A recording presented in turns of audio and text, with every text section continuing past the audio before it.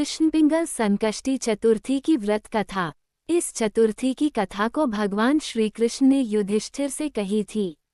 उन्होंने कहा कि हे कुंती पुत्र, आषाढ़ कृष्ण चतुर्थी के गणेश जी का नाम लंबोदर है।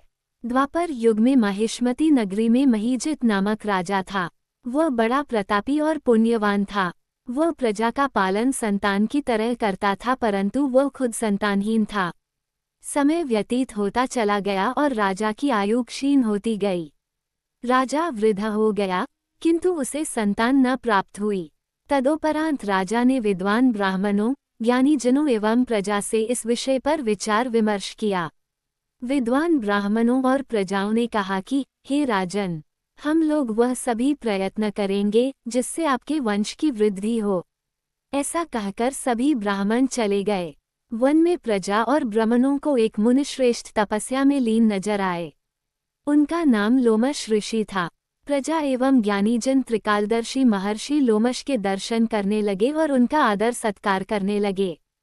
इसके बाद प्रजा ने कहा, हे ऋषिवर, हम लोगों के दुख का कारण सुनिए। अपने कष्ट के निवारण हेतु हम लोग आपके समक्ष आए हैं। महर्षि लोमश ने पूछा, सज्जनों, आप लोग यहाँ किस कामना से उपस्थित हुए हैं? प्रजाजनों ने उत्तर दिया, हे मुनिवर, हम महिष्मती नगरी के निवासी हैं। हमारे राजा का नाम महीजित है। वह राजा प्रजापालक है, परंतु ऐसे उत्तम राजा को आज तक संतान प्राप्ति नहीं हुई है। हे महर्षि, आप कोई ऐसी युक्ति बताए जिससे राजा को संतान की प्राप्ति हो। प्रजा की बात सुनकर महर्षि लोमश ने कहा, हे प्रजाजनों, आप लोग ध्यानपूर्वक सुनो। मैं संकट नाशन व्रत का वर्णन कर रहा हूँ। यह व्रत संतान को संतान और निर्धनों को धन प्रदान करता है। आषाढ़ कृष्ण चतुर्थी को एकदंत गजानन नामक गणेश जी की पूजा करें। पूर्वोक्त विधि से राजा व्रत करके श्रद्धापूर्वक ब्राह्मण भोजन कराएं और उन्हें वस्त्र दान करें। गणेश जी की कृपा से उन्हें अवश्य ही पुत्र रत्न की प्राप्ति होगी।